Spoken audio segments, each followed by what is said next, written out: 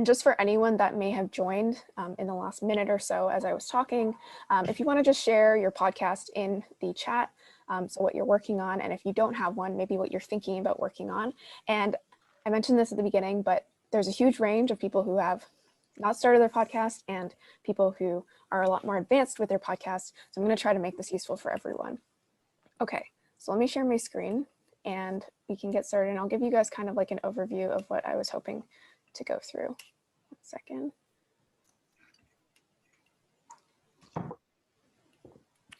Okay, so first, this is the document of questions. It looks like a lot more questions than it is. There's only maybe like 3 or 4 here. So the first thing I'll say is if you have any questions, and you can add them throughout this conversation, I'm going to send this link to the chat. So you can always add your questions here. The way this document is formatted is there's really 4 sections.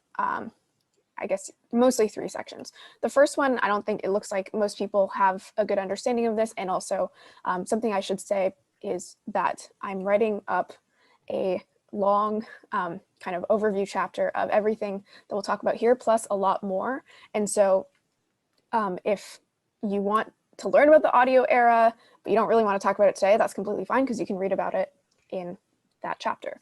So the first chapter is all about, like why audio, why today, is there still opportunity, etc. The second is, if you're going to launch a podcast, a lot of the same principles from doing content right apply. You need to differentiate, right? So podcasts are actually less competitive than written content.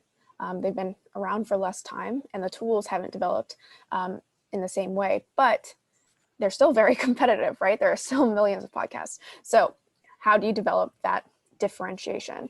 And then the third chapter is what I think the most people are looking for. So actually, by the way, this was wrong. Oh no, this is actually the right spreadsheet, but I am in the, here we go, DCR session. This was the makeup. So a lot of people haven't started yet. One person has been doing it for years, but in terms of where people are looking for help, it was mostly in this distribution section. So that's what I'm going to try to focus on the most.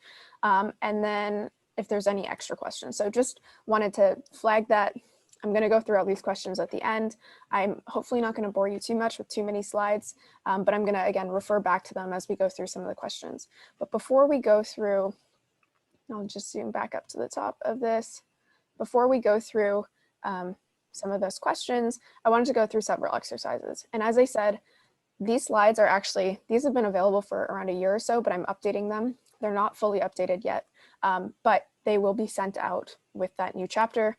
So I just wanted to flag that there is this kind of first section, which is about, why audio, why today, what tools exist, how quickly is it growing, what is it enabled by, the fact that we're still very early in podcasting. And so I'm not going to go through this here. I will just point out one quick thing, which I think a lot of you know, which is that the tooling today makes it really difficult to grow a podcast because we don't have the same discoverability, the same analytics, the same shareability as other platforms. And that's why you see this on this slide here. Most of the biggest podcasts that you and I listen to, we listen to because they're on some sort of network, or they probably had a large audience elsewhere, right? So maybe you can see some names here. This is 2020, but the same thing is true for 2021. But you can see like Michelle Obama, or like Conan and Brian, or Dax Shepard. So anyway, the point is that it is hard to grow podcasts, and we're going to talk about a lot of that today. But I just wanted to flag that this first section is there. Okay, now I'm going to start sharing my screen, and I'm going to jump through some slides because, again, there's some things that we can't get through everything in here. But basically what I wanted to cover is a reminder that the power law that exists in content still applies to podcasts, right? So you still need to be really, really good. A reminder that good does not mean like long necessarily, or doesn't mean academic.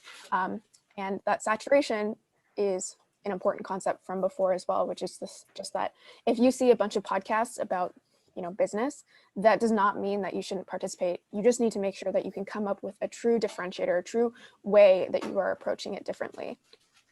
I also wanted to remind people that podcasts fail because people stop podcasting. I mean, podcasts also fail in a way in terms of not hitting certain growth milestones because they're not differentiated enough. But I just want to remind people that similar to writing, one of the most common reasons that people fail is that they just stop doing the thing. And you can actually get a sense here. I'm sure you guys have all seen data like this, where if you are getting 500 downloads an episode, you are already in the top 5% of podcasts. And I'm going to get to this later, but it's important to realize that podcasting is, like written content, a form of media, but it serves a specific purpose, which is more so around depth than mass reach in most cases, not all cases, but in most cases. So with this understanding that a lot of podcasts fail because people stop podcasting, I also want to share or remind people of this idea of finding your differentiator. So when you talk to your friends about a podcast, the same when you talk to your friends about a newsletter, you talk about how it's done, right? And I wanted to share these several examples, and hopefully this is useful not just to the people who are thinking of launching a podcast, but it is a prompt for anyone that has a podcast to make sure that these things are true, as in that you do have a quote unquote better that not just you can articulate, but other people can. So I'm not going to go through all of these, but these are several different examples from podcasts in the way that people describe them or explain them and share why they like them. So for example, one of them is like a delightful commentator. So it's just, someone feels like they're enjoying listening to the podcast. They may not even be getting, as much deep knowledge as another podcast, but it's truly enjoyable to listen to. Perhaps other ones are unfiltered or inquisitive or well-researched. So you're going to notice that these are similar to some of the examples with written content. But what I will say, which relates to the depth part of podcasting and making more of a connection, I'm sure some people would agree that podcasting is, I'd say, more of an emotional connection. When you're listening to a podcast, you're not always just looking for, the best information. You're looking to almost like feel validated sometimes, or to feel, to just, laugh at something, or to feel like you're in the backseat of a conversation of two people you really admire. And so I think there is a more slightly emotional aspect to podcasting because you're spending so much time with these people. So just a reminder of the different types of differentiators. And of course, there's more that aren't on here. So as I said in the email that I sent out yesterday, I want to make this at least slightly interactive. And again, even if you have a podcast and you think you've thought all this through, I think you can actually benefit from thinking through some of these questions. So the first one is just a short exercise about your differentiator, which is really just asking yourself the question, why is my podcast worth listening to? And hopefully doing it in an objective way where you're really thinking, if this was a third-party podcast, would I listen to this, right? And we're again going to get into distribution later, but if you don't have a great differentiator, all of the things that you do when you're trying to distribute your podcast will be so much harder, and also churn more, right? So it'll be harder on the front end trying to acquire people, but then also trying to retain them. And so this is a super quick exercise that I want everyone to do. You can either pull up your Evernote or your Notion or whatever you use, or a piece of paper. And I want you to think through 3 podcasts that you love. Like, what are the 3 podcasts that when you see a new episode come up on your feed, your podcast feed, you're like, oh man, I can't wait to listen to this tomorrow or later today. And if you can't think of 3, think of 1. I think the average person listens to around 6 podcasts. So that also shows that, we're a lot more dedicated to the podcasts that we listen to versus other types of content. But what I want you to do is either just to think through why you love them, right? And again, typically it's not because they're talking about business or talking about travel, talking about crime. It's about how they do it.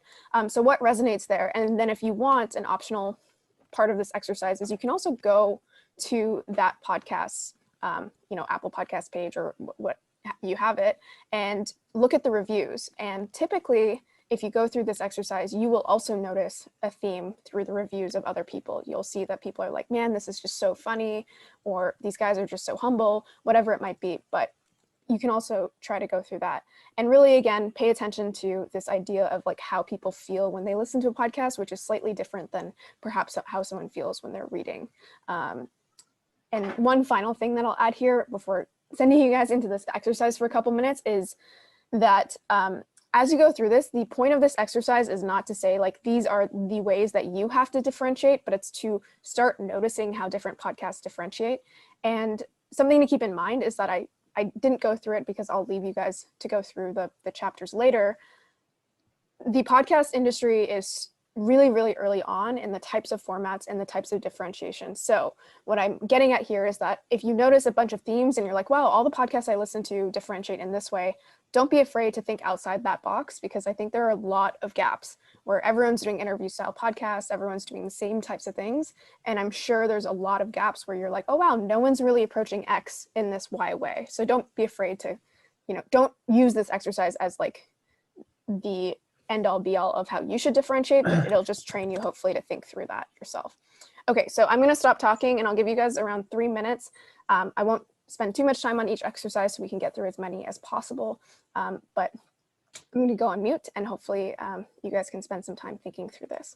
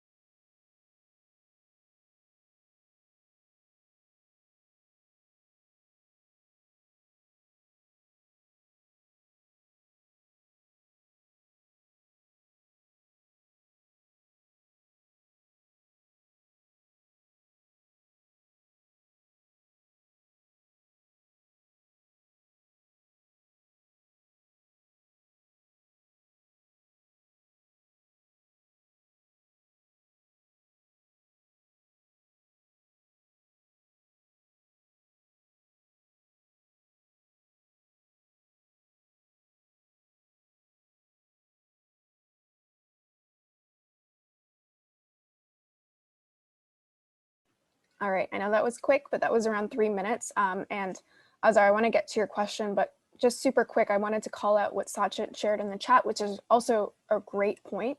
He mentioned that he does this for books, but you can do this for newsletters, you can do this for Amazon products, whatever you're trying to analyze, and look at he said 1 to 2 star reviews. I would also look at the 3-star reviews. At least this is like a common practice for Amazon reviews. The 1-star and 2-star reviews are sometimes illegit, the same way as that 5-star reviews can be illegit.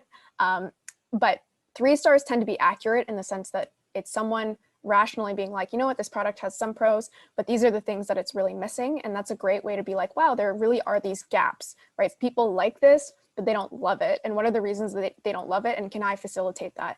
Just to give one quick example, I cannot for the life of me remember the name of this podcast. I was just trying to search it on my phone, but there was a podcast that shot basically to the top of the charts by this woman who talked about personal finance. And the main change that she made relative to the existing personal finance podcasts out there was just that she tailored it to women. And I'm sure you could have thought of that on your own, but I'm sure you could have actually come up with that differentiator had you listened to or looked at the popular personal finance podcast and looked through some of the reviews. And I'm sure you would see reviews that are like, yeah, this is okay, but I don't really feel like it, is tailored to me. My First Million, for example, gets that all the time where I'm not saying I agree with this, but a lot of people say that it feels very bro-y, or some people say that. And so, for example, like maybe you create the My First Million for women or for a particular demographic. Tori Dunlop, yeah, that's right, her first 100K. Okay, great. And then Azar, happy to answer your question. So I don't know if you want to elaborate or if you want me to read out your question. So basically, what I feel is that whatever the podcast I listen to, I try to enhance my education by listening to those podcasts. And you might be aware of it. So it's like My First Million, How to Take Over the World. And the third one is actually looking into my notes. The third one is also famous. It's called Founders Journal. And all of them are like, they make me feel smart. Like that's what I come, like at the end of them, like, okay, I got to know about a new business or a new great person or a new framework of how to build a business. And I don't feel like, sure, My First Million is funny at certain point, and like I feel like I'm hanging out with these people, but I don't have an adjective to know the feel. And sometimes I miss this part in every kind of content. So I just want to like, what would you like, and now these three podcasts, how would you give an adjective to the feeling part of it? Yeah, so I think you're very close, and smart I think is enough, but I would push you to get even more specific than smart. And let me give you a couple examples. So you can feel smart in a way that you feel like you're learning like academic level science from a podcast, right? That's like kind of like the Huberman Lab podcast. Like I feel like I am becoming a more like intelligent academic person, versus something like My First Million. I do feel like I'm getting smarter, but it's more that I actually feel like I'm an insider, right? Like I feel like I'm getting information that other people aren't getting. And then there's something probably like Founders Journal. I haven't listened to it, but I've looked at the types of episodes that they have. And that one to me feels more like I feel productive, right? So it's things like, how to organize your calendar or like work asynchronously or run better meetings. And so all of those true, like I guess in some way I feel smarter, but I would challenge you to get more specific in terms of how you actually feel smarter, because that ultimately will dictate the type of content that you create, and also again, like how you create it. And I would say personally that those three feel quite different. And you can let me know if you disagree, but that's I guess my pushback for you is I think you're like almost there with smart, but smart is like such a broad category that it would challenge you to get even more specific than that. Got it. Yeah, makes sense. Cool. If anyone else wants to share either their thoughts or questions in the chat, if you want to share any of the podcasts that you love and the core reason that you love them, the emotion that you get when you listen to them, when you see that new episode in the podcast feed. There's only a few podcasts where I feel that way. One of them is the All In podcast. I'm sure many of you know it. It's very popular, but I actually get like excited. So how can you design a podcast where not everyone, but some portion of the people you're looking for get excited when they see a new episode? It's not just like, oh, okay, yeah, it's like one of the podcasts I've heard of, like when they actually tell people about it and when they're like stoked to listen to a podcast episode. Ara shared My First Million, Fun and Business, I Will Teach You to Be Rich, Raw and Money, Bigger Pocket, business podcast, which is informative in business. I will also vouch for I Will Teach You to Be Rich. I know it's kind of like scammy sounding name, but that's the name of Ramit Sethi's original book. And that one feels really raw to me. If you guys listen to that podcast or haven't heard it, he basically brings on couples and he gets those couples to share their finances, but also their financial woes. So like, they'll bring on guests that have millions of dollars that don't feel like they can buy raspberries at Whole Foods, right? And so they bring in their like financial baggage, but no other podcast that I've listened to is so raw and authentic, where you actually get to like the nitty gritty of how people actually feel and how they act. And so that's an example of, there are tons of financial podcasts out there already. He found a way to differentiate in just being so much more raw, so much more transparent. And he made sure that the people coming on were willing to do that too, right? He's not going to bring someone on who's not willing to share their net worth, how much they make, their investments, things that they do, the problems in their relationships. Yeah, okay, cool. So we'll move on from this one. And this is just something that I mentioned before, but it's to reinforce this idea that podcasts serve a specific purpose. And from my experience, not always. Of course, if you hit the charts and you're Joe Rogan and you reach everyone, then of course you're getting more than just depth, but they really facilitate a different purpose than perhaps other forms of media. So this is just a chat question for people to share. So you can just write down 3 numbers. And you can write down just like rough numbers, but how many podcasts do you listen to? How many email newsletters do you read or subscribe to? And then finally, how many blogs have you probably read from at some point this year? And the third one is important. I'm not saying how many blogs do you regularly go back to, but if you were to think through all the Google searches you've done, all the Hacker News articles you've read, how many blogs do you think you have realistically hit at some point? So you can write down, yeah, just like 3 numbers in the chat. Yes, in the last year. For the same, all 3 of them. How many podcasts do you listen to in the last year? So not episodes, but podcasts, email newsletters, and then blogs.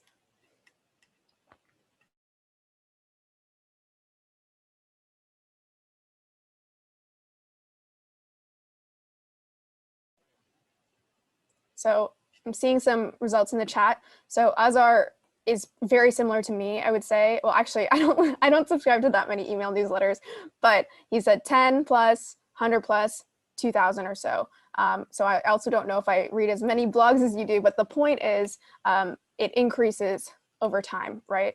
And I can see kind of similar results. Patrick reads less blogs, but 4 to 5 podcasts, around 12 newsletters, 5 plus blogs. Looks like people don't read a lot of blogs, but what I will say is that I knew this would be kind of tough to gauge, but I can bet everyone on this call has read probably at least 50 or so blogs in the last year in terms of an article on some blog, right? And the reason that I'm sharing this is because what's important with anything that you do, I know this is like a vague, trite thing to say, but you need to know your why. And the point of the prior question, the prior prompt in the chat, is to show that the way that people engage with different forms of media is a different form of a relationship as well. So when you listen to a podcast, and I'm sure you feel this, that's why you have this like emotional draw to the podcast that you listen to, you feel like you know the hosts. If you saw them in the street, you'd be like, hey, like, you know, Sam or Sean from My First Million, like you'd be excited to talk to them because you feel like you know them. Newsletters, you have an element of that. Someone drops in your inbox, let's say every week or every month, whatever it is. But you're not as hooked into that, partially because you subscribe to many more newsletters. As I mentioned, people generally listen to around 6 podcasts, right? So some people have even less than that, some people have more. And then blogs, most of the time you don't even know who's writing the blog that you're on, right? Maybe you search something on Google, maybe you found something on Hacker News, you got some value from it. And if it's amazing, maybe you'll subscribe to their newsletter. But for the most part, that is not like a tight relationship. There's not really that link between you and the creator. And so the reason that I'm mentioning this is because at the end of the day, if you are thinking of launching a podcast, or if you already have a podcast, what I'm asking you to do is to think through your why. And here's a bunch of different whys, right, that I've come up with, and I'm sure there's many more. So maybe when you're thinking of launching a podcast, you really just want to convey a new idea. You have something to say. Maybe you're building your personal brand. Maybe you're trying to be an expert in a particular space. Maybe you're trying to make a bunch of money. Maybe you're trying to really just get more bang for your buck with the content you've already produced. Maybe you're trying to grow your network, whatever it might be. What I'm trying to get at here, and I've highlighted some in red, which aren't necessarily incorrect, but I want to flag that if it's true and you agree that podcasts are really more about smaller but more tight relationships that you're building with an audience, then I would ask you to question whether if your goal, for example, is to drastically increase your MRR, that's probably not going to happen with a podcast. And if it does, it probably could happen a lot more quickly and easily through something like a blog, okay, or a course. And so that's what I'm pushing you to think about. I'm pushing you to think through what are you really trying to achieve with your media at this stage? Because also remember, you can say, I'm not going to launch a podcast in this year, but I'm going to focus on it in 2 years once I've built up a large newsletter, right? And so I challenge you to think through what your why is. And you can actually, yes, I think sorry, I guess I have 2 slides that are basically the same. But basically to think through that, right? What is your primary goal? And then I'm actually just going to challenge you guys to just think through this for the next like 30 seconds to a minute. So I'll be quiet for just that short period of time to think through what are you really trying to achieve with your content today? And then I'll leave the decision up to you as to whether you think podcasting effectively facilitates that. But I wanted to call that out because it is important to keep in mind. There are so many forms of content that you don't necessarily need to do a podcast. I'm very excited about launching a podcast or running a podcast myself, but it's because I recognize that that aligns with the goals that I'm going for with my content today. So I'll be quiet for around 30 seconds to a minute.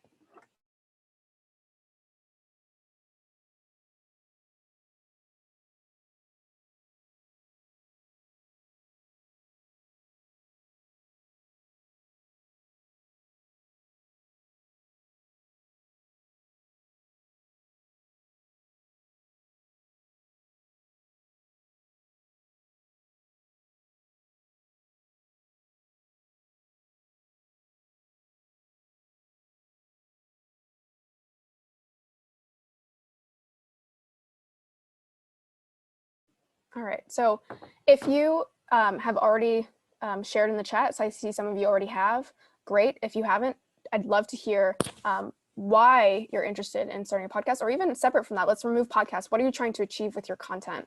And I can see some people are already, talking about how, yes, podcasting is an amazing tool where if you have an interview style podcast, and we'll talk about that as well, you probably can build a network really, really easily. So the why that you develop here also relates to some of the other decisions that you'll make, right? Like the format that you're actually going to go with, how often you'll publish, how much growth matters to you, right? If you're really trying to increase your MRR, hitting those growth numbers is going to be much, much more important than, building a solid network, right? So important to write this down and to think through what you're actually trying to achieve. And then I saw one question here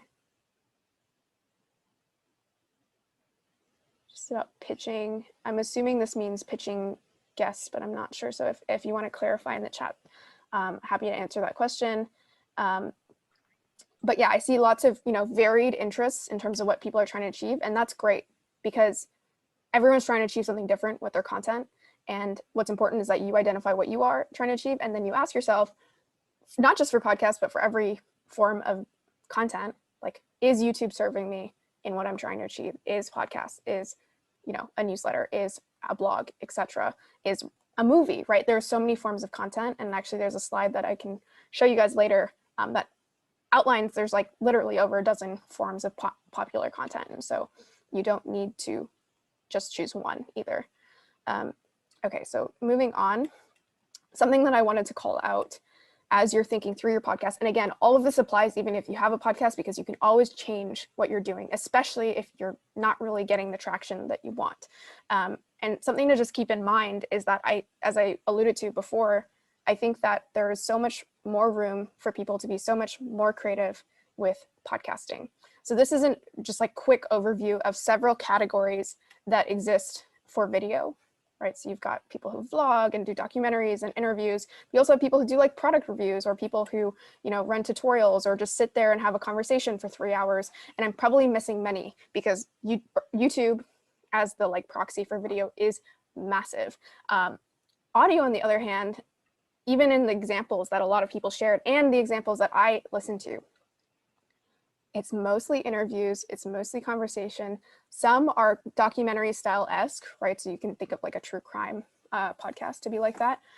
But there are so many other things that you don't really see with podcasting. And maybe there's a reason for it, but I also think it's just that audio is a little more nascent in its growth. And so I would challenge you guys and girls to think through, do I need to just replicate the formats that I see today?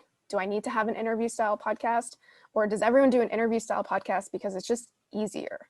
And that's my opinion, just to like insert it there, is that people do interview style podcasts because you're offloading a lot of the work onto the expertise of someone else, and the growth mechanisms are better in those cases. But I'm just challenging you to think through, you know, if we recognize that the more saturated a space is, the harder potentially it is for you to participate or to grow in that space, I would ask yourself, you know, do I want to be the next founder podcast where we do interviews for an hour? I don't know.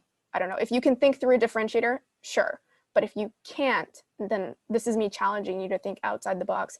Even Ramit Sethi's example is a very simple alteration where instead of interviewing one person, he's interviewing couples, right? You don't really see that typically. And so I'm just challenging you guys to think outside of the box.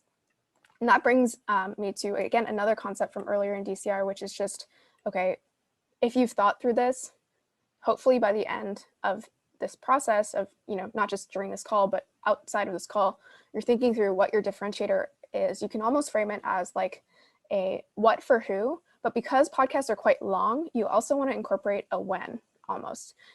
So for example, these are things that I came up with.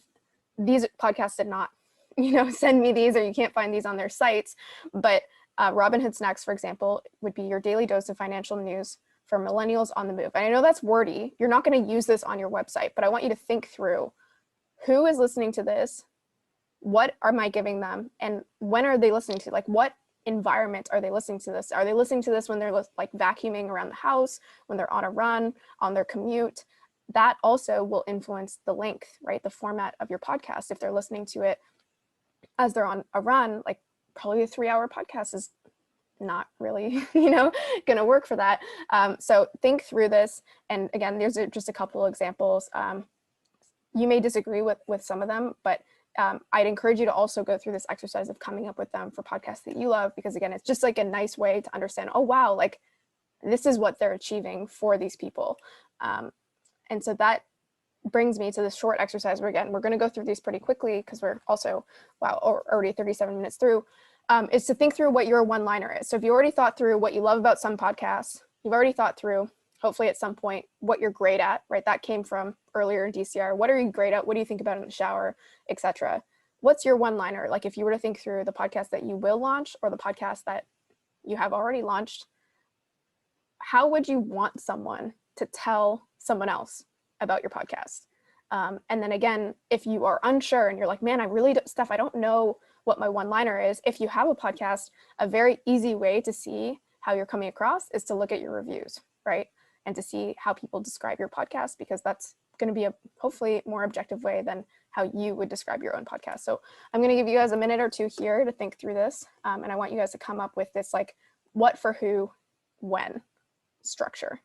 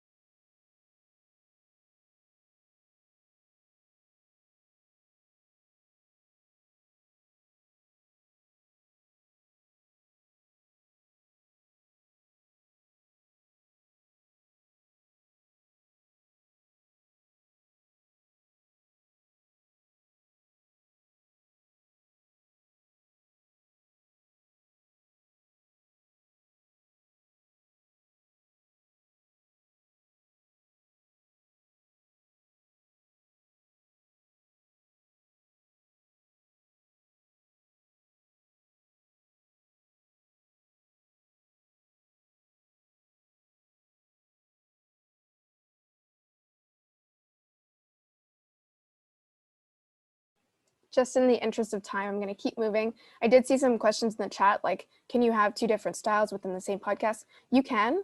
I've seen that work well with some podcasts and less well with other podcasts. I would just make sure that whatever you're trying to achieve for your audience is facilitated by both types, right?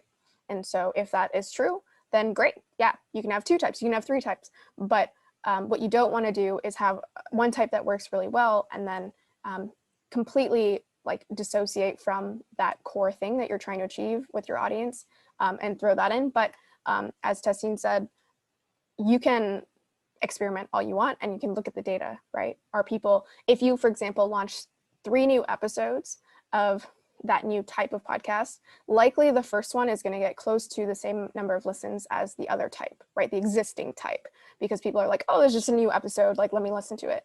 But if you see by the second or third episode that those numbers are going down over time, which I've seen before when I've experimented with this or been like helping other podcasts grow, sometimes you can see it very clearly where you're like, wow, the first one had like 90% of the listens. And then by the third one, we had like 40, right? Because people have learned like, I don't really like this podcast type. So pay attention to the data, but as said, you can experiment pretty freely. Okay, so if anyone wants to share in the chat what your one-liner is, please feel free to do that. And I can see some people already doing that. For example, inspiration and insights from the world's richest and successful entrepreneurs for indie startup founders when they're taking a break from work. Go-to podcast to hear stories from global community of Time Out creators. The Tonight Show for B2B creators. Growth marketing podcast for folks who want to get inspired instead of listen to tactics. I think these are all great. And so this is just a reminder if people want to revisit this from DCR, the types of questions to ask. And I wanted to just point to one thing, which again, because podcasts have this sometimes emotional nature to them, this one question here, which is like, how can you be a little more ballsy? And ballsy doesn't mean rude or contrarian, but just how can you push the boundaries of what exists today with podcasts? You can ask yourself questions like, what would NPR feel uncomfortable publishing? Or not to use Sethi's example again, but it's like he thought through like, what is not talked about? Like, what are people unwilling to talk about on existing financial podcasts, right? So ask yourself like, what are people unwilling to do? And like, am I willing to do that? In some cases, the answer is no, but I'd push you because again, I truly think that compared to other media, podcasts are just, there's a lot of people doing a lot of the same things and there's a lot of room to differentiate from that. And then I just, as you're thinking through this, there's some other reflective questions like, you know, start thinking, literally thinking through like, what are the next episodes and write those down, this is actually, I think the next slide, which is really related to, do you have enough content? Now, you don't need to come up with 50 episodes today, because at the end of the day, once you start publishing, you're going to come up with way more ideas over time. But what I want you to do, and this is a take-home exercise because I want to keep moving, is to write, just if you haven't done this already, and if you've been doing this for a long time, you've probably done this, but write down a list of episodes that you want to create and see, is there 3 of them? And you're just like really excited by one idea, and so maybe you should create just a short series on that. Or is there 30? Is there 100? And you're like, wow, I could publish this forever. But then what I ask you to do is rate them from 1 to 5 and try to be objective. If someone else published this episode, would I listen to it? And ask yourself how many of them are left. And really what I'm trying to get to is how sustainable is this idea? And really get that on paper versus just thinking like, I have this idea in my head and I think it'd be a great podcast. And what I want to just quickly show you, if I can just exit these slides for a quick second, is this, and I can send you guys a like template of this, but this is like what me and Cal do, right? So with our podcast, we've got a long list, and this was only started a couple weeks ago, of different topics and what we actually want to, you know, talk about, and then a rating, right? And you can see here that some of them are a lot higher than others, and some of them were realistically like, yeah, these are like pretty bad, at least, you know, according to each of our respective opinions. And so I challenge you to do that, right? To go through that and think through like, if I'm being honest with myself, is this a good idea or not? And how many 5s are left at the end of that process? And it doesn't mean you can't publish the 3s and 4s, but just remember, especially as you're starting out, you're trying to convince people to add you to their list of 6 podcasts out there. Like, that's how I'd frame it. And so it needs to be pretty good. And again, good doesn't mean academic, but it needs to be pretty good to convince people. And yes, I can share a template. As I mentioned, I'm rewriting this chapter. I have around 10,000 words in this document. And I will include, there's going to be a list of resources, there's going to be a checklist for growth, and then there's going to be things like that, a template for topics. So let me go back to the slides real quick. So this is just a reminder of, there's many different types of podcasts. And again, I think many of us gravitate to 1 or 2 types: the interview style, maybe the like nonfiction, like more kind of documentary style, but there's tons of other styles. And so please be creative with it. And then what I want you guys to think about is, as you're choosing a style, there's a lot of things that are going to go through your mind. You're going to be like, how easy is this style to do? How entertaining is it? Do I have the budget for this? Those are all, of course, very, very important. So I'm not saying, I know I have these crossed out, I'm not saying ignore them, but as you're choosing a style, I really want you to go back to your why, what you're trying to convey, and your differentiator, right? That hopefully you've come up with to say, like, look, when people listen to this, I want them to get X. And then I want you to backtrack from there and say, how can I do this most effectively, right? Is it going to be through an interview style podcast? Or is it going to be through a solo podcast that maybe is a little harder, but actually, you know, people get that value more from? And again, there's no right answer here, but I want you to think through, you know, what's the easiest, because honestly, again, the easiest is almost always going to be an interview style podcast. I want you to think through, what value am I trying to communicate to people?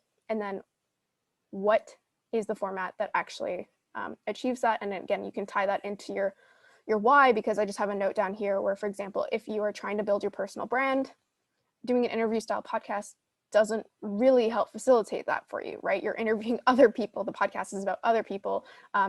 Doing something like a solo podcast where you're talking through your like different topics that you're an expert in, that is much more effective at achieving that goal, if that's your goal. So just remember, what format you choose should really be dependent on not ease or cost or things like that, but does it get your listeners what you want to convey to them? And then does it also hopefully align with the why that you determined at the beginning? I'm going to skip through my personal example, and then this is a long slide that I'm not going to go through, but basically, if you're going to take anything away from the slide, it's just that, especially if you're early on, treat your podcast like a business. And what do you do with a business? You don't go in and say, I have this big business plan and I'm going to write it all out at the beginning and everything's going to work out and I'm never going to change it, right? So create an MVP, learn and iterate on it. And I'm going to talk about the MVP. And then there's a bunch of these other questions that I just encourage you to think through. But one of them is just, I'll talk about this in the chapter as well, but like hardware and software, there's so much available. The tools have been democratized, at least to some point. And so don't worry too much about that. And then one other quick thing I want to call out here is just, I think there's a habit for some reason, and maybe that's because most podcasts are interview style, that is, if you record a podcast, you should publish it. And that's okay, but remember, especially when you're early on, you're trying to convince people to add you to their mix of 6 podcasts. And so what I would encourage people to do is not necessarily publish everything that you create, the same way that you don't publish every article that you started writing, right? And so I'm just reminding people of that. And actually, I think I posted about this a while ago, and Harry Stebbings, who does 20-minute VC, was like, yeah, I think I published like maybe 30%, or maybe it's higher now, but originally it was like 30% of the episodes he recorded. Okay. Brings me to growth. So I'm actually going to skip this in the interest of time, but it's, again, take home exercise, which is really simple, which is just, again, this is obvious, but if you set your why, then your goals for your podcast should align to that why, right? And they should be really, really concrete and time bound. Meaning, if your goal is to increase MRR for your business, then what are the other metrics that need to ladder up to that for your podcast? If your goal is to build your professional network, then actually, like, your goals shouldn't necessarily be downloads. Maybe downloads are something you track, but make sure that whatever your goal is, whatever your why is, your actual metrics that you're tracking and that you're trying to move are aligned to that, not just the downloads, which is typically the metric that everyone else pays attention to. And remember, so I'm going to go through the growth slides really quickly, because I think that the written chapter will actually do a better job of going through a lot of this, but podcast growth is really tough because the infrastructure, as I mentioned, the discoverability, shareability, is not there. And the biggest part is that the analytics are not there. So why is this important? Well, if you treat your podcast like a business or your content like a business, if you don't know how you're doing, if you don't know what inputs lead to expected outputs, it's really hard to grow. And that is why podcasting or podcast growth is really hard. But I'm going to call out some of these common mistakes. So if you're going into this, these are things that I've learned in the last 6 months or so of launching my own podcast, and then longer than that in terms of helping other podcasts like My First Million grow. Okay, so as I mentioned before, number one, don't try to make your podcast perfect at first, the same way that you wouldn't try to make a product perfect. As they say, perfection is the enemy of progress. And so don't try to make it perfect, but make sure that with whatever you launch, you are actively soliciting feedback, right? So you're actually actively reaching out to subscribers or people who happen to listen to your pod. And don't ask them, do you like this? Because this is like classic, UX research. You don't ask if someone likes something. Ask them specific questions like, how long did you listen to that podcast? At what point did you drop off? How many podcasts did you listen to? Ask them specific questions that tell you their actual behavior, not what you want to hear, because they're going to tell you what you want to hear if you say, do I have a good podcast, or did you like it? Okay, so as I mentioned, you must iterate as well. If you also understand that podcasts, again, you're trying to get into the top 6 for someone, it's hard to do that, and that people are very specific. They're very careful with what they add to their podcast suite. Then you need to give them enough opportunities to taste test. So we're going to talk about clips, but you need to make your content bite-sized. You're never going to grow a podcast, unless of course you have a huge audience before that, by just sharing an episode when it's live. Make sure you reduce the friction for specific events. I'll go through a couple of examples like that. And really, this is going to sound counterintuitive, but the easiest way to grow a podcast is actually not to grow a podcast. It's to grow a newsletter, a Twitter following, a blog, a YouTube channel, and then have the podcast growth kind of follow suit with some percentage of that coming through to the podcast. And so even though it sounds counterintuitive, a common mistake is actually to focus too much on growing just the podcast instead of growing these other channels where you have that discoverability, where you have those analytics, where you have that shareability. And then one thing that I actually myself learned only recently as I was researching a lot of this is that apparently ratings and reviews don't impact the algorithm. So I know this sounds like a nitty-gritty thing, but if you're trying to trend, for example, on Apple Podcasts or move your way up the charts, ratings and reviews don't impact that. So do not, I see some people, myself included, that invest a lot of time trying to get ratings and reviews, and they're using precious real estate that they could use for other purposes to drive growth to their podcast. So that's another common mistake. Okay, so this is a reminder that there are tons of different channels that you can use to grow. I'm gonna skip by that. This is this idea that if you are looking to start a new podcast, the same way that you would not create the final product, if you're launching a product, you'd create an MVP. I encourage people to do the same. So think through what your differentiator is gonna be, your why, etc. And then think through like, what is a pilot episode that I can do, or what's 3 pilot episodes? And again, create something that you can get feedback on. So then once you launch your pilot, you can test it on a couple platforms like Twitter if you have an audience there, and then focus on getting feedback. And again, ask them specific questions like, how far in did you get? Or you can also ask them, again, not if it's good, but if you want to get like an indicator, you can ask them to rate it from 1 to 10. And if they give you a 10, if they don't give you a 10, which hopefully they won't because they're being honest with you, it's your first podcast episode, it'd be kind of crazy for it to be a 10, ask them how it can get to a 10. So again, try breaking through the like friends and family response of like, this is great, keep going, and try to get real feedback, and ask them about specific things like, how's the voice, how's the format, how's the information, right? Ask them to rank those different things, and then iterate, re-record based on that feedback. Don't go and record 12 episodes in a row without getting any feedback. And then of course, adjust based on your findings. One note here is even if you've launched, make sure that if you haven't already, go and get that active feedback from your audience, because you may think like, oh, I'm growing a little bit, but you could be maybe growing, double the speed, triple the speed, 5x the speed if you just asked your audience what they like, what they don't like. And again, not through those questions, so that you can improve and make sure that it gets even better. Quick other tactics, make sure that you're in all the directories. A caveat here though is that this is not gonna help your growth, especially early on. When you get big enough to potentially trend on these different directories, then it'll really help your growth. That's like one of the fastest way to grow really quickly. But in order to get there, you need a lot of subscribers. Again, not reviews, but subscribers to your podcast. But make sure you add yourself to all these platforms just so that you're set up for that future point. This is just someone posting on Reddit, by the way, who basically has run 2 top 100 podcasts, and they're just reinforcing that. Unfortunately, the single most effective growth hack, quote, growth hack, is to trend on these platforms. But again, you need around, a lot, you need thousands of listeners or new listeners in order to do that. So just keep that in mind. Okay, this is a quick thing that anyone can do. And this is something that actually has generated not crazy growth for me, but pretty sustained, consistent growth.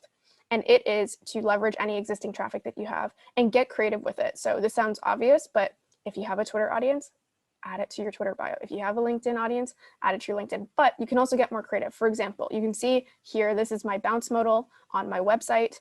I currently don't really send my newsletter, and so I don't really care about getting newsletter subscribers there as much. And so what I could do is I could actually just change the whole modal and make it podcast oriented. But for now, what I've done is I have this little thing at the bottom that says, have a full inbox. I get it. Trust me.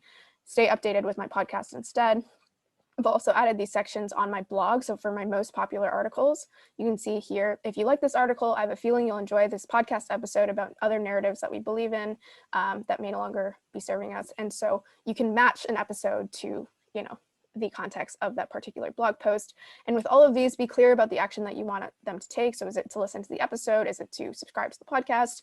I've added it to my Twitter bio. And there are several other places I've added these prompts. And again, they'll all be in that chapter. But I think on the next slide, what I wanted to challenge you all to do for the next minute is to write down all of the places that you can add a prompt if you are trying to grow your podcast.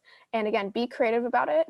And the simple way to get to what the answer is here for you is just, where do you have an existing audience? Where do you have any traffic coming through? Is it your blog? Is it your LinkedIn? Is it your Reddit? Is it your bounce modal? Is it your YouTube channel? Anywhere that you have people who care about what you're doing, you can reallocate some of that real estate. Now, of course, you have to do it within reason, because if your podcast is not your top priority, use that real estate for something that is your top priority. But I want you all to, just take a minute here and think through, what are some of the places where I'm really not using that real estate? And I could be transferring people that already know me or are engaging with me to become my podcast subscribers.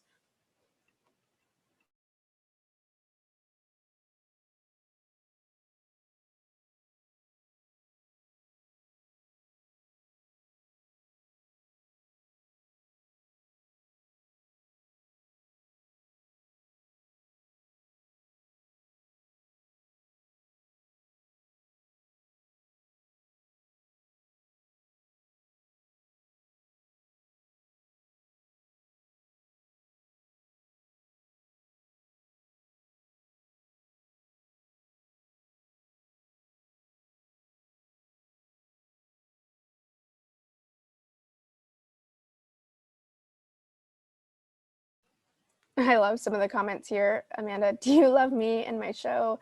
That's so funny.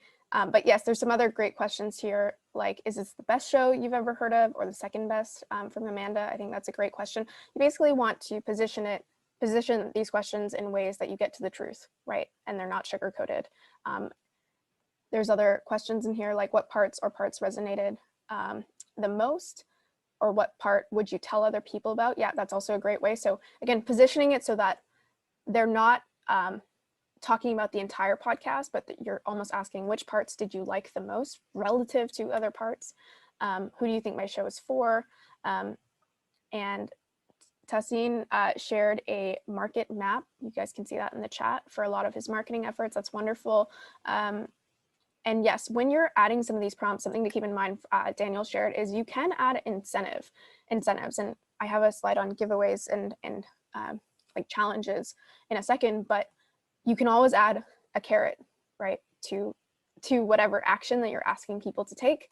So you can have an ongoing giveaway, for example, or these prompts can also exist within your podcast. For example, the thing that you hear at the end of every podcast, which is like and subscribe, same thing at the end of YouTube, that's the equivalent of a bounce modal, right? A written content bounce modal, where they're basically saying, hey, I know you're leaving, just one thing, if I could basically capture your intent, hopefully, if you liked this episode. You can also include those at the beginning of the episodes or halfway through. But at that point, that's when you can say, actually, if you subscribe, you get entered into an X. Or Ramit Sethi, again, he uses, I'm not sure if people do this or interested in this, but he gives them like a signed book for one person a month or something like that. So think through what your audience might want. And yeah. Okay, so I know we're right at time. I'm going to breeze through the rest of this, and then I'm going to get to the questions. One just super quick note is just a reminder that if you don't ask, you won't receive. But also, if you ask, you likely will receive. And so I tend to, on Twitter, for example, that's where I'm most active. People will tag me and they'll say, Steph, I love this podcast episode. And most of the time, what people do is they'll like it and they'll say thank you. I have made it a habit at every juncture that I see something like that to DM them. And you can see an example here where I will note that this is before I learned today that reviews, or I should say yesterday, that reviews do nothing for the algorithm. So I need to change my strategy. But the point is, if they are signaling publicly that they like my podcast, then they're probably pretty likely to want to, do me a solid and leave a review, or hopefully in the future, I'll start asking for them to subscribe or, share somewhere, or whatever you might want them to do, tell a friend. But the point is that if you see someone indicating intent somewhere publicly, they're very likely to want to help you in other ways. And so don't be afraid to DM them if you do want to go for reviews, just so you have a high, rating when someone looks at your podcast, fine. But just a reminder that it does not impact the way podcasts chart. And you can see that over here on the left from Apple Podcasts themselves. Social platforms, you guys know this, but you need to bite-size your content. You basically need to syndicate your content to almost extend the runway of it, right? You record one podcast episode, that podcast can be repurposed to 30 different, clips. When I say 30 different clips, yeah, maybe you can do 30 individual clips, but let's say 5 clips that are syndicated across, 6 different channels, or maybe 3 different channels, but syndicated twice over a 6-month period, right? So you can figure out exactly what channels you want to do, but this was just a cool graphic actually from the Hustle today. I added it in last minute. TikTok apparently actually had more internet traffic than Google this year. So if you're thinking through like, look, I don't have any audience on any of these platforms yet, I don't know where to focus, I would say TikTok. I'm actually kind of like kicking yourself. I'm kicking myself that I'm not on TikTok and I'm not leveraging that platform, because it's crazy how quickly people can build an audience there. This is just a quick example of how I'm using Twitter, and I'm going to call it 2 very specific, call them hacks. They're not hacks, they're very simple, but basically you can look here. These are our episodes up here on the right. We were getting around 200 listens per episode for a long period of time before I started sharing on Twitter. And of course, I started doing other things at the time too, but this big bump was from this thread. And if you're going to take anything away from this, you're going to be like, oh, Steph, you already have an audience, but you can still learn from a couple things here. One is Twitter hates links. And so don't share in your first tweet, don't share a link to your podcast, because it's unlikely that Twitter is going to distribute that effectively. This is also true across some other social platforms. But what you can do is you can share something that is you could say triggering in a way, or you could share something that people are going to react to, that people are going to share on its own. So in this case, I said 40-hour work week was established a century ago, blah, blah, blah. But basically, like, it's crazy that we're still working this way. And I meant that. And basically what I did is within this thread, it got enough attention because, again, I think if the link was in there, it certainly wouldn't have. You can add in the link to your podcast later on. And this, I know it got 10,000 likes, so it blew up more than a typical tweet, but that's what generated, thousands of listens to that podcast. The other quick thing is you can do clips. Quick hack or tip for clips is, how many of you have seen a clip on Twitter or Instagram and you start listening to it and it's like 2 minutes and you get 9 seconds in and you're like, this is just really slow. It's way too slow. Like I'm not going to get through the 2 minutes. I personally feel that all the time. And so the little hack that I do is I always speed it up to around 1.5 speed, so that when someone actually listens to it, it's engaging, they're not getting bored. And it's at, I actually listen to podcasts at 2x, but it's at a relative speed that they're used to listening to podcasts at. that's a quick thing. And I did actually see that help the engagement on my clips, because before I wasn't doing that. And again, I was seeing like basically no engagement on them. Other examples, all these channels, these are just 2 examples, Knowledge Project and Mormon Stories for Instagram and TikTok respectively. They're doing a really good job in kind of like branding their podcast, but also growing because of these channels. Knowledge Project had a huge following before this, but I just wanted to pull these examples up. Just remember, for any of these channels, whether it's Twitter or TikTok, Reddit, etc., you want to capture their attention, but don't forget to redirect their attention, meaning that you ask for something very, very specific, which is to listen to an episode, to go to your podcast page, whatever it might be. If you don't do that, they're going to love your stuff on Instagram, but never actually get to your podcast itself.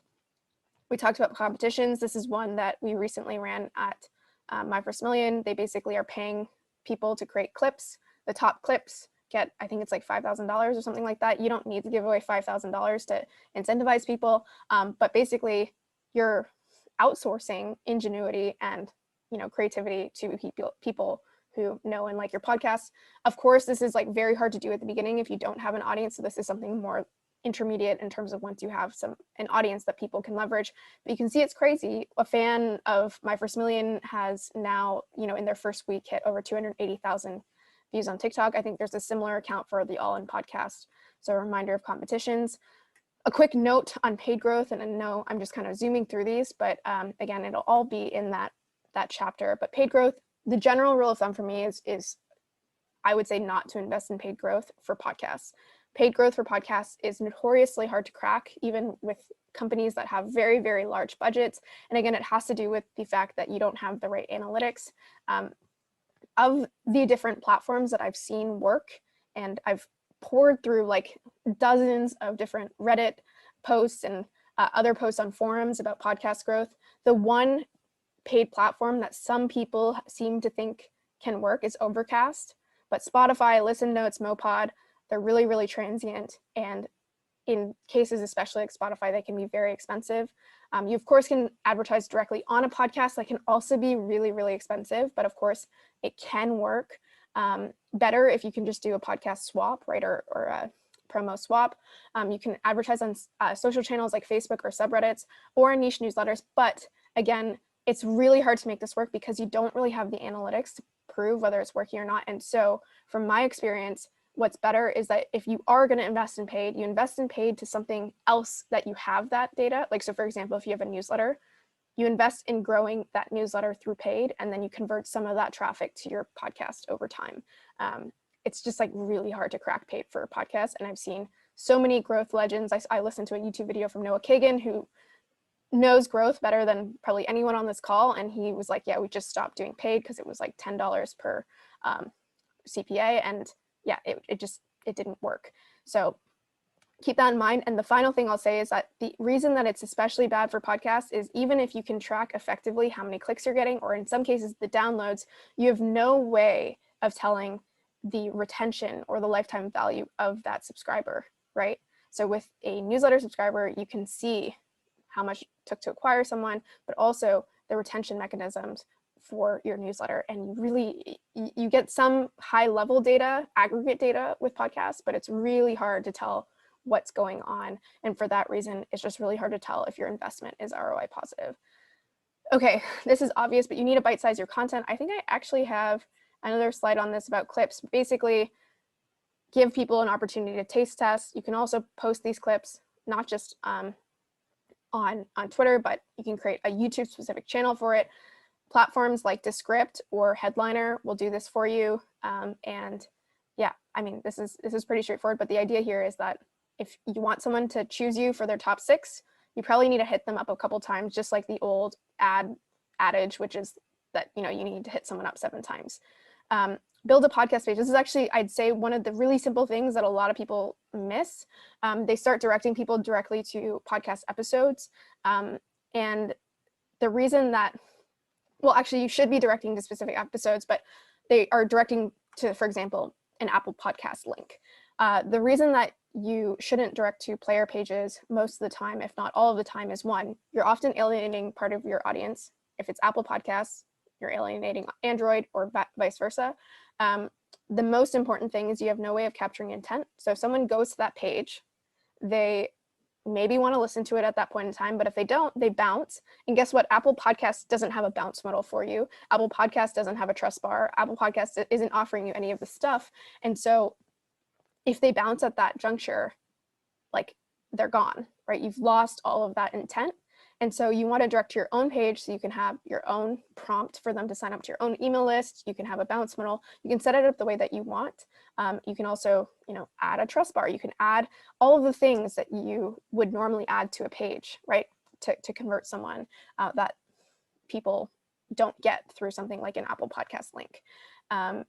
You also are building your own equity, hopefully, especially if you have it on your own domain. So instead of a Buzzsprout domain, you can set it up with your own domain. Like for us, it's Listen and Learn.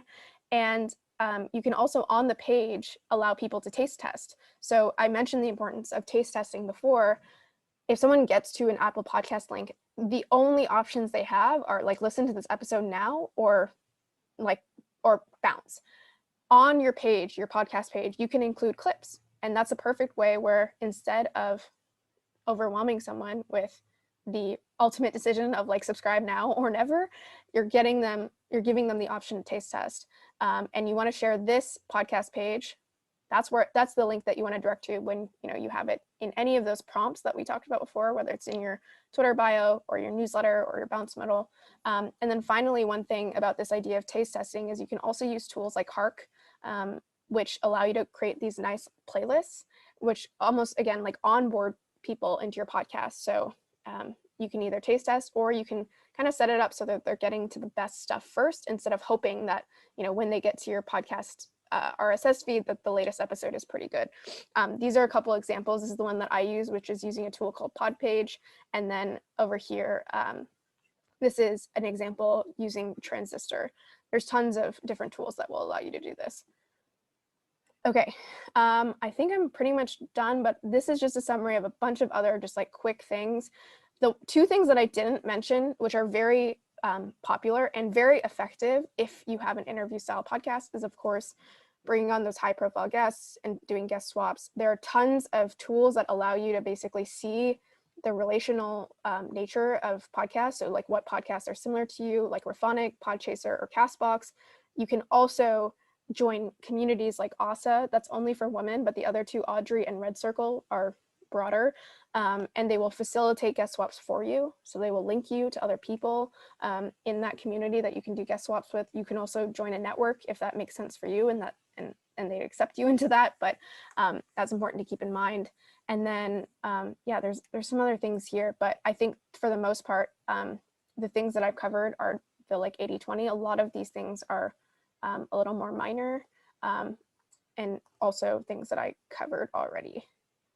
I don't think I'm going to go through this. Monetization is just, in general, unless your goal was to monetize a podcast, it's really hard to grow a podcast. So by adding a paywall to it, you're just like making your job very, very difficult. If you are, though, Supercast is a tool that allows you to do that.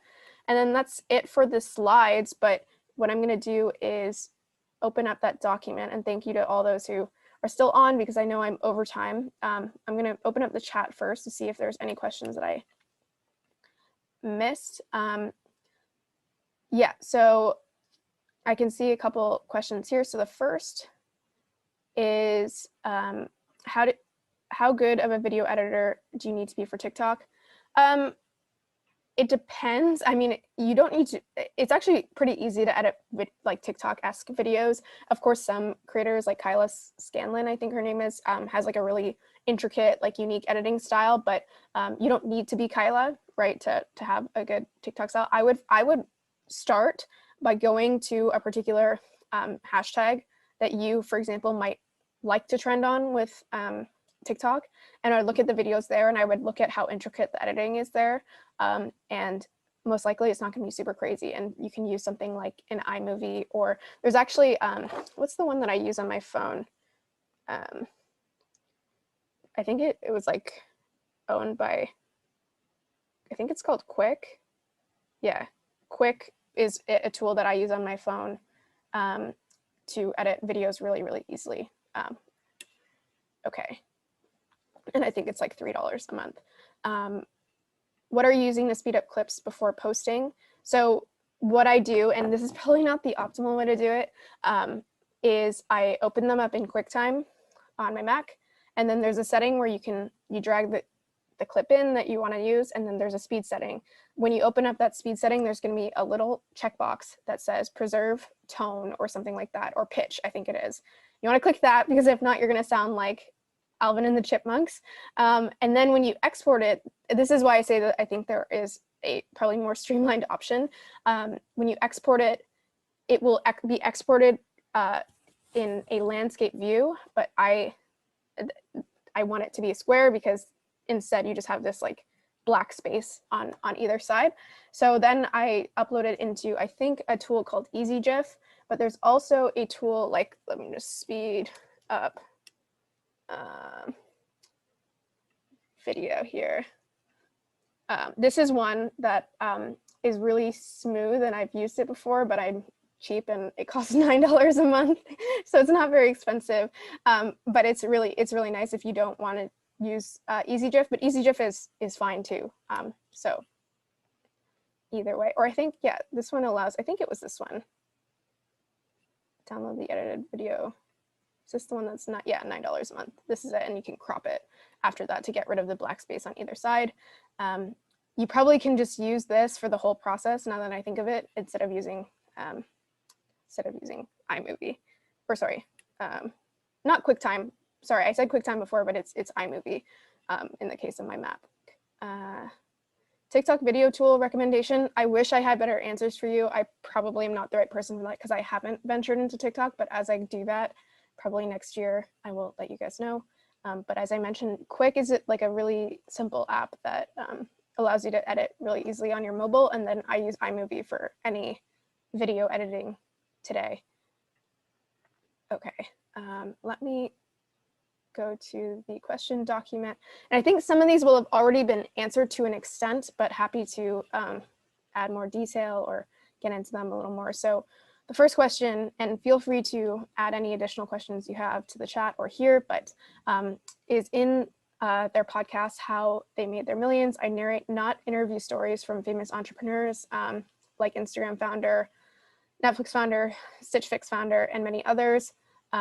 So it sounds like it's not, okay, so it's not interviews, it's them narrating the story of that particular person. I would like to attract indie startup founders and side hustlers to my podcast, as I like that audience. I keep positioning it as the one person indie startup founder / side hustlers. They can get inspired and learn from these multimillionaire and billionaire entrepreneurs and succeed. I also try to infuse humor at some times. Is this good differentiation? So I think I would say no, to be honest. And I know that sounds harsh, but I guess the reason that I would say no is because I don't see, I guess I don't see what the differentiator is, in the sense that, like, okay, so it's telling the stories of founders, great. There's lots of podcasts that do that. Targeting it to an indie hacker individual, maybe you could say that's a differentiator, because you're differentiating on who you're actually targeting, but that is not super unique. And I would ask, like, okay, so what are you doing about the way that you're, sharing these stories that is differentiated for that community? Is it that you share, only stories of companies of one? Doesn't sound like that's the case. Is it that you only share stories of companies that didn't really raise money?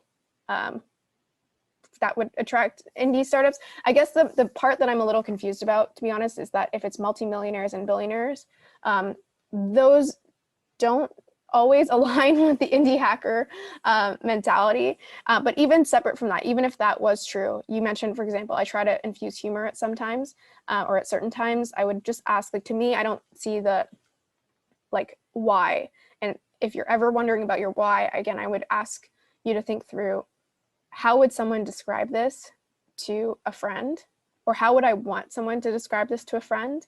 And I'm not sure how someone would describe this podcast to a friend. I'm not sure if they would go, I love this podcast because it talks about billionaires, but I'm an indie hacker, so that's my, I guess, advice. And if you have any, like, kind of follow-up questions on that, happy to answer them. Just feel free to drop it in the chat. And if anyone else, oh wow, there's a lot more questions here. Where did all these come from?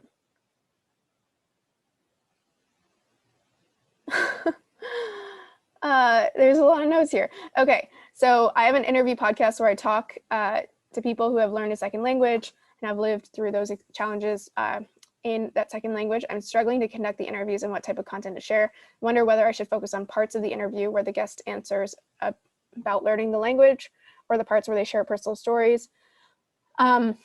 This gets back to this very simple question of what is the value that you want a listener to get at the end of a podcast? How do you want them to feel? But also what, how would they tell a friend about this? And if you're going for I want them to feel like they learned a lot, then maybe you focus on the more like operational aspect of how did you learn this language? If you really want them to, just like feel good, feel understood, because they're also learning a language, then maybe you lean more on the personal stories. But ultimately, you can only answer this question once you've determined what are you actually hoping that people get out of listening to the podcast. Number one problem is deciding on a podcast topic that is aligned with my long-term goals and interests. Again, I would encourage people to go through that exercise where you come up with a topic or like a broad podcast topic that you're interested in. Hopefully it aligns with the things that you're constantly thinking about, that you're an expert in, but then come up with a laundry list of ideas and see how far you get with that, right? See if you can even come up with 10 ideas, 20 ideas. If you can't come up with 10 ideas for a podcast episode that you think are quite good, then it's going to be really hard for you to stick with it long term. So I think your question is still in here, down here, right? Let me know. I'm not sure. Oh, side discussion can ignore. So let me zip through some of these. Steph's one-liner. To be honest, me and Cal are still working on it a little bit, but I would say that we are trying to target smart people who with shit you don't learn in school. So I'm reminding myself it's what, for who, when. So we're trying to be, I think, authentic. And by authentic, by the way, I mean, we're talking about topics that sometimes people don't want to cover. Topics like whether billionaires should exist, topics like death. So we're trying to be a little more raw for intellectual people. And I'm not trying to get you to listen to our podcast on a run. So I would say more like when they are like using downtime. So I know that's not great. I'm still working through it. But that is roughly what we're going for. My problem is the fear of just starting the thing. Do I need to write a bunch of content first and plan out several shows in advance? Should I do guests or solo? How should I position myself for the pod? So these are a lot of questions. I would encourage this individual to read the podcast chapter when it comes out, but also to answer a couple briefly. No, you don't need a massive content plan. Again, I would encourage you to just think through whether there's longevity to what you're doing by thinking up ideas, but you definitely do not need to plan several shows in advance. In fact, as I mentioned, it's actually, I would encourage you to start an MVP first. Whether you want to do guests or a solo show, that relates to some of the question or some of the framing questions before of what type of format you'd like, and how should I position myself, that relates to some of the things that we're doing, we've talked about before. How do I get people to listen? Hopefully you got some stuff from the growth section. If not, hopefully the written section will help you with that. But as I mentioned, really the most effective way to grow is to leverage existing channels. I know that's kind of depressing because you think, why can't I just grow my podcast? Well, it's because of the infrastructure that is lacking today. What are ways to send and share podcasts? I think we've gone through some of those. Let me know if we haven't. How important is a good voice? What if I have a boring voice? You know, it's important in the sense that I think if you have a good voice, it can really help you. As they say about names, like names of companies, it can make you, but it will not break you. That's the same thing that I think about voices on a podcast, where if you find a way to deliver really valuable information, or you're really funny or something, people will ignore your voice. We all listen to podcasts with people with like really different voices. Not that I agree with this, but some people, for example, make fun of David Friedberg on the All In podcast. They think he sounds like Kermit the Frog. He's doing just fine, right? He's one of my favorites on that pod. So it can make you, in the sense that sometimes people's voices are just really soothing, but it's not going to break you if you don't have the perfect voice. I don't like my voice. I think most people don't like their voices. Should I do Clubhouse or Twitter Spaces? My opinion is wherever you have the audience, which more likely is going to be Twitter. Clubhouse was a very interesting fad that obviously still exists, but the thing about Clubhouse is that if you don't have an audience there already, why wouldn't you go to a place where you have those network effects? But in general, you can also use tools like, actually Clubhouse does have a tool now that you can record a podcast and publish it later. So that may also be something to keep in mind, but there's other tools like Callin as well. Do I need a landing page? We covered that. Yes, I do think you need a landing page. That's going to improve your conversion rate a lot if you do it well. And it's something that you're investing in. And again, building up that email list. I didn't cover this as much, but if you are building a podcast, you should have an email list associated with your podcast, and you can develop that through your landing page. Where can I get an audience if I don't have one? We went through that. And again, if you don't feel like what we've covered so far is gets into the nitty gritty as much, the written content I think will. How important is the podcaster's personality? So this relates to your differentiator. If you have a really, really like dry, monotone personality, which is fine, but your differentiator, you're trying to go for humor, or let's say you're trying to go for a podcast where people just feel really great after, they feel really energized. Well, that's going to be tough. So podcaster personality doesn't necessarily matter. I think it's similar to what I said about the voice. It can make you, but it will not break you. But you got to make sure whatever your personality is aligns with the differentiator that you're trying to go for. What questions do you use to ask your guests? How do you structure it and plan for advance and make it, do you plan for it in advance or make it casual? Okay, so I don't run an interview style podcast, so that's the first thing. Again, I don't think everyone needs to, but if you do, I learned this from Noah Kagan. If you, instead of thinking through moving forward, look backwards, meaning instead of starting with a blank slate and being like, what are the questions that I should ask this person? Start with what you want people to take away from this episode. Imagine someone ending this episode and being like, that was freaking amazing. I'm so glad I learned X, Y, and Z from this person. Okay. Then you can go back and structure the questions according to that. What are the inputs that lead to that output? Okay, so I stopped listening to podcasts in my niche because I found they didn't have actionable insights and were more inspirational than operational. As a result, I only listened to podcasts for fun, like TV shows or history, which were more about humor or a topic I enjoy for the sake of that topic. Would you say this means there isn't space for that type of podcast I like to listen to in my niche? So I think this is very common, and I do this myself, where actually a lot of the podcasts I listen to, again, have this emotional element where I just find them entertaining, but that's because you're spending so much time with them. But there are some podcasts that people listen to for more like operational, more actionable insights. And so it depends what you're going for. And at the end of the day, as we talked about before, if you found that, you know, you were looking for this and you didn't see it, then probably other people are thinking the same thing. And the easiest way to find out is to test it, right? So create the podcast that you always wanted when you were looking for something actionable, and then go and see if people like it. Go and see if people would listen to it. And you may find that the answer is no, people are actually, you know, just looking for something more entertaining. But you've got to get that data, because I can't answer that for you about your particular space. But I would say that if you were looking for that, that's always a good sign that there is a gap that you were looking for and that other people probably were too. Okay, so we're almost done. Actually, there's not as many questions as I thought. So, okay, so I already covered this. How should we think about investing 1 to 2 channels versus many?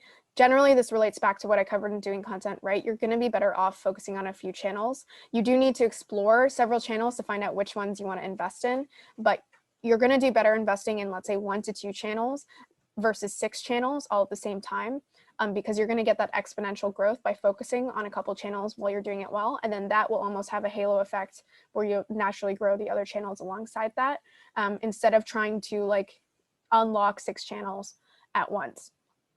And if you're unsure of where to start, you can, again, you test several channels, and wherever you get traction is where I'd focus.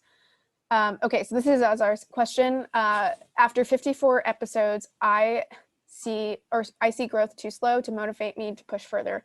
I'll still do it to 100 episodes and try to get to 1,000 downloads a year. so far at 10,000. Although a niche podcast, I am not happy with the growth. I asked Sam Parr the same question in the trends group, and he said I should change something about it. So the question is, what should I change about my podcast that gets more followers? I think fundamentally my podcast has good content. I can work on distribution, but I think that's not the problem.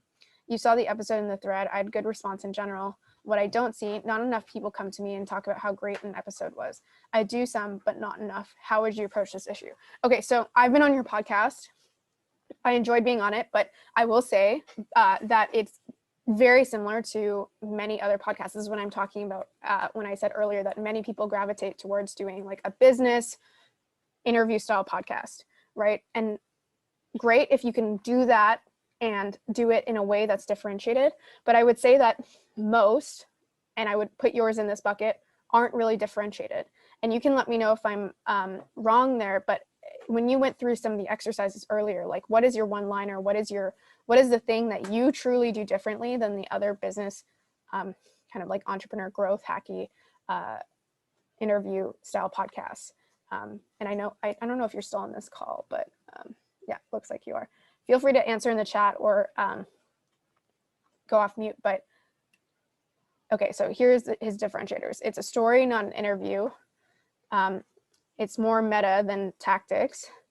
And it's about stories we tell each other when we jump on a Zoom call. Okay, so these are all good. I would say that none of them speak to me in the sense that when you have a differentiator, ultimately, like, you have to ask yourself if that's something people are looking for. And maybe they are, right? But if you're not seeing that in your growth data, if you're not seeing that people are really gravitating towards this and saying, hey, Azar, I love this episode, what I would encourage you to do is to think through, again, like what are you looking for in these kind of like founder podcasts? What is something that you see missing? Why don't you comb through the reviews on similar podcasts and look at the 3 2-star reviews and see what people think is missing. And then once you can come up with a couple hypotheses, right? You do a growth podcast. I would come up with a couple hypotheses to say, like, here are different ways that I might try to grow or try to change my differentiator. And then I would launch a couple episodes in that vein, as in like do 2 episodes with this test, do 2 episodes with another test, 2 episodes with another test, and see if any of them stick. And when something's not working, that's reason to be a little more risky with trying something new, right? If you're not seeing any traction or the results that you're looking for. And so I would agree with Sam when he said, you know, you should change something about it. I can't necessarily tell you exactly what you should change about it, but you could change the format. You could change the like specific differentiator. Like you mentioned 3 here, but maybe you could be more humorous. Maybe you could be just like, with a growth podcast, for example, you could focus it around like one singular growth hack and make the episodes shorter that people can learn from.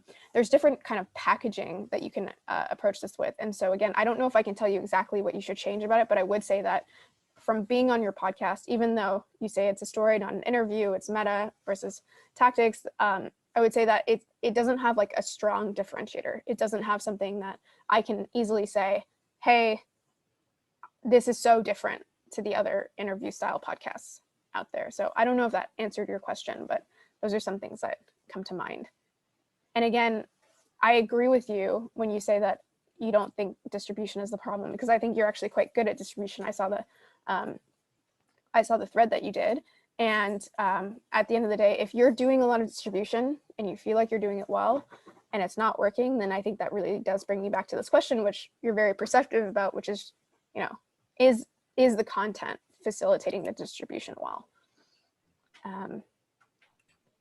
Okay. And by the way, just one note on this.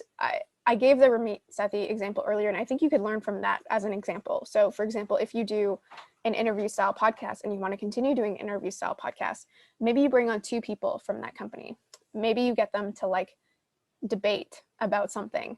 Maybe you bring on 2 founders from opposing startups. I know it may be hard to convince them to do this. Maybe you bring on, for example, like Sam from The Hustle and Alex Lieberman from Morning Brew, and you get them to debate something. You're not even pitting them against each other, but you're getting them to debate something, and you're still getting to roughly the same information, but you're doing it in a way that, like, I haven't personally seen. on podcasts, right? And so it's not just about like finding a differentiator in how you're performing, but you can also adjust the format so that you are unlocking a differentiator. Okay, where should I go to acquire listeners if I don't have money to spend on ads or a big network? So I actually don't think you should spend money on ads, as I talked about, but I think hopefully some of the things that I talked about, ultimately at the end of the day, if you have absolutely zero audience, it's gonna be really hard for you to grow on a podcast. And so I would actually encourage you to start by growing your audience elsewhere. So you can actually defer back to some of the advice in doing content right, where you're like, okay, let me test a couple channels, let me grow my Twitter or my newsletter or my YouTube account, for example. And then through the nature of growing those, you basically convert some of those people over to your podcast. And that kind of answers this next question. And yes, I would encourage people to build outside of social media and build that newsletter list, right? That's something that you own and that you can notify people about when you launch a podcast episode. And by the way, if you have a newsletter list for your podcast, don't just send them like an email that says, hey, everyone, new podcast episode is live. You can do this without too much extra work. Try to give them some sort of incentive to want to be on that list. For example, it could be like bonus content. It could be the cliff notes of an episode. It could be like, some inside information that you didn't share on the episode, a follow-up, whatever it might be, so that they actually want to engage in that list and not just, subscribe on your RSS feed. How can I do a podcast and remain anonymous? I think you can, certainly. It's a little harder if you are like a known presence, because for example, you guys hear me talking, I could try to launch an anonymous podcast, but probably if someone heard me for long enough, they'd be like, oh, that's Steph. So you can do it if you actually, I know I've brought it up like 10 times, but I think he's doing some clever things. Ramit Sethi, on some of the episodes, he mentions their names, but sometimes he like bleeps that stuff out, or sometimes they use fake names. But the reason that I say it can be hard to remain anonymous is because 99% of the guests that I listen to, I have no idea who they are, but there is at least one person where I was like, I know who that person is. And it's because I heard them on another podcast. And so you can definitely spin up an anonymous podcast, but I would say that if you have a vocal audio presence elsewhere, people will likely be able to figure that out. And then, of course, if you do go the anonymous route, you just create all of your other channels anonymously too, right? You create a pseudonymous Twitter account, pseudonymous YouTube account, etc. Marketing. Right now I promote, before I jump into that, just one note on YouTube. If you do want to still do video with your YouTube, there are tools, and I can't think of them off the top of my head, but some Twitch streamers use them. There's like a Twitch streamer that is like she doesn't, it's not her, right? It's like she uses basically some technology that adjusts like what's showing on the screen to be like her and what she's doing and how she's moving and how she sounds, but it's like a cartoon, for example. And so you can also do that with video, right? Where if you still want to do a YouTube account, you want to be anonymous, you can do something like that. This is kind of covered in what I answered before. I generally think, depends on how much bandwidth you have and how much support you have on your team, but I would say that if you want to, if you're just starting out, I would focus on a couple channels. But if you do have a large team, you can create like a pretty broad marketing strategy where you just have like a launch plan for every episode, and it achieves that across all the channels. Where can I meet podcasters? So there are a lot of great communities. I will call them out on the or in the bonus chapter in the resources. But as I said, in some of these, ASA is one for women if you happen to be female. Audrey.io is one, Red Circle is one. And then there's also tons of podcast communities outside of, so these are like companies. There is, for example, a Buzzsprout Facebook group.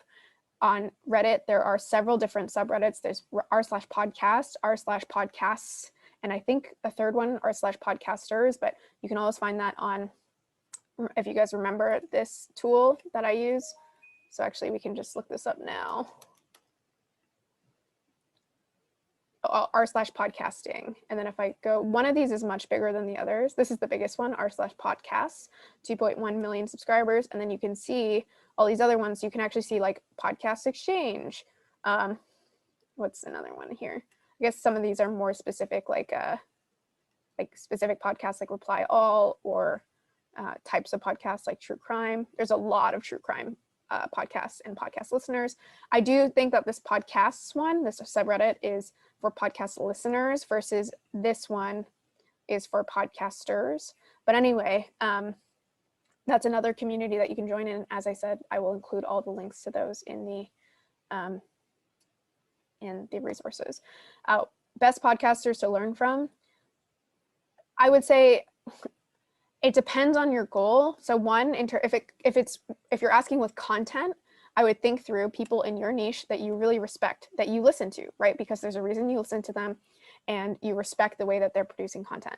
From a growth side, I would say though that I would try to look for people who are at a similar size to you, but just maybe a little bit further along. Because as I mentioned, there's not much point from a growth side to mimic, what something on NPR is doing, because they have access to a massive following through that network, right? So you're not really going to learn much about growth. So instead, I would learn about growth based on podcasts that are a little smaller, and hopefully just like a couple steps past you, so you can kind of follow in their footsteps. What podcast do I listen to? So I can pull up my podcast app. I use a podcast app called Shuffle, and I can just tell you what my most popular. So I listen to My First Million. Obviously, I'm biased there. I also listen to Pivot. I've been listening to Huberman Lab. One recently is The Dropout, which is about Elizabeth Holmes and her trial. I used to listen to Reply All a lot, but I think it's kind of gone downhill. Sometimes I listen to Not Investment Advice. That's by Trung, my coworker. All In is one that I always listen to. I used to listen to The Armchair Expert, but since it went to Spotify, I don't really listen to it anymore. And then every so often I'll hear about like a specific series. So those are the podcasts typically that I listen to consistently, but sometimes I like some more of the like true crime. I listened to one called False Idol about Oscar Pistorius. I don't know if I mentioned Pivot. I listen to Pivot, but anyway, those are some that I like, but everyone's going to like different things. And so I would really center in on what you like and try to learn from that. What would be the female My First Million? Well, I know this doesn't sound like too much of a differentiator, but if it's the case, which it at least partially seems to be for some subset of the audience, if they feel like the current approach is not really catering to women, then it can be pretty much the same format, but just maybe a little less broy. So maybe you talk a little less about UFC. Maybe you have two female co-hosts, and maybe you just by nature the topics that you talk about are slightly different. Maybe it has less of a, not that women can't be funny, lots of women are funny, but maybe it has a more empathetic vibe versus a humorous vibe. Who knows, right? Those are just me kind of tossing things out there. But the idea is that based on what we've seen with different audiences, not just with women, but with people from different ethnicities, sometimes, not always, but sometimes they're looking for something that's not represented by something that is, tailored to the masses. And so you can actually take mostly the same structure, but if you bring on hosts or you are a host that understands that audience, then I'm sure you can kind of tease out, like as a female, I can think through and kind of picture in my head what that would look like. Would you, or who do you pay, or anyone you recommend for doing the editing? So right now, we want to change this. Me and Cal are still doing the editing, but I think in the new year, we want to change that, because something that I think I didn't quite cover, it's on one of these slides, but in any case, when I talked about before the fact that if you stop podcasting or podcasts die because you stop podcasting, well, one of the most important things is making it sustainable. And that comes with hopefully outsourcing everything that you are not uniquely capable of doing, which means and includes editing. It means if you're doing any transcripts, it means even clipping things, right? Like, yeah, maybe you're going to be better at clipping things, but how many more clips can you create if you partially outsource it and bring in something like a VA? It might also mean partially doing some of the research if you have a an interview style podcast. It may be, this is a one-time thing, but using someone on Fiverr or Upwork to help with the music at the beginning or the cover art. There's a lot of things that you can do to outsource. And right now, me and Cal are doing all of them on our own. But we want to change that. So again, I would think through like, what are you uniquely capable of doing? For me, it's obviously being a host on the podcast. And I would say the second part is distributing it as a marketer. So I wouldn't want to, at least at this point, outsource those two, but pretty much everything outside of that, I think I could outsource. And so I'm sorry that I don't have a specific recommendation, but I would recommend probably just, especially for the editing, which is really straightforward. There's tons of editors on Fiverr that are not very expensive. So that's what I would recommend. And I would recommend doing a test with them first, right? So getting them to edit one episode before, actually bringing them on more officially. So yeah. Okay, so I think I got through everything, but if not, feel free to drop any final questions in the chat. If you stayed on this long, thank you. These always go over, even though I tried to make them not do that. But yeah, thank you for staying on, to the people still on this call for almost 2 hours. Hopefully you got something out of this. Podcast growth is really, really hard. And so I tried to include specific things. And again, I think the written chapter will have even more specifics, but hopefully you got something to take away from this, and that you can actually grow your pods. One final prompt is just, if you're not already in the chat, we do have a Telegram chat where people are trying to grow their podcast. So let me just pull that up oops. So if anyone's not in there, this is, oops, that is not the link. This is the link on Telegram. And this is something that I've grown a lot of written platforms, and I've been involved in podcasts, but I'm still very much learning how to grow podcasts myself. So I tried to share everything that I've learned in this period of time. But I'd love to, work with you guys in that chat to learn more, and hopefully all grow our podcasts over time. So thank you so much for listening. It seems like there's no other questions, so I'm going to call it a day. Happy holidays to everyone. We're 2 days away from Christmas for people who celebrate, but also happy holidays if you celebrate something else, and have a good new year. Thank you so much for joining, and I'll speak to you guys soon. Bye.